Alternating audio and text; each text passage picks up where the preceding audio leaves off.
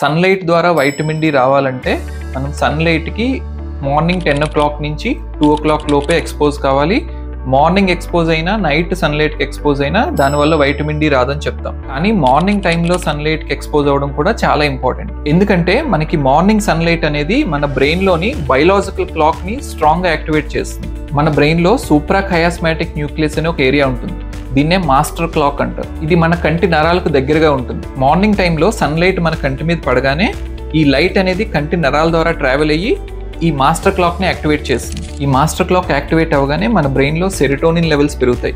దానివల్ల మనం రోజంతా కూడా యాక్టివ్గా, అలర్ట్గా, పాజిటివ్గా ఉంటాం. అట్ ద సేమ్ టైం ఈ మాస్టర్ క్లాక్ మన బ్రెయిన్లో స్లీప్ హార్మోన్ అయిన మెలటోనిన్ లెవెల్స్ని తగ్గిస్తుంది. దానివల్ల మనం డే టైం నిద్ర రాకుండా యాక్టివ్గా ఉంటాం. అండ్ నైట్ టైము దీనికి రివర్స్లో జరుగుతుంది. అంటే సెరోటోనిన్ లెవెల్స్ తగ్గి మెలటోనిన్ లెవెల్స్ పెరుగుతాయి. దీనివల్ల మనకి ప్లెజెంట్గా ఉండి నిద్ర పడుతుంది. దీన్నే సర్కేడియన్ రిథమ్ అంటాం. సో ఎవరైతే మార్నింగ్ సన్లైట్కి ఎక్స్పోజ్ అవ్వరో వాళ్ళకి సెరోటోనిన్ లెవెల్స్ ఎక్కువగా ఉండవు కాబట్టి డే టైం అంతా డల్గా, నీరసంగా ఉంటారు.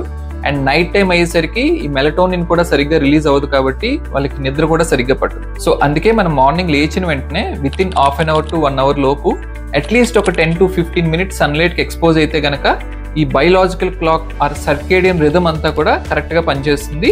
మనం డే టైం మోర్ యాక్టివ్గా ఉండి నైట్ టైం కూడా నిద్ర బాగా పడుతుంది.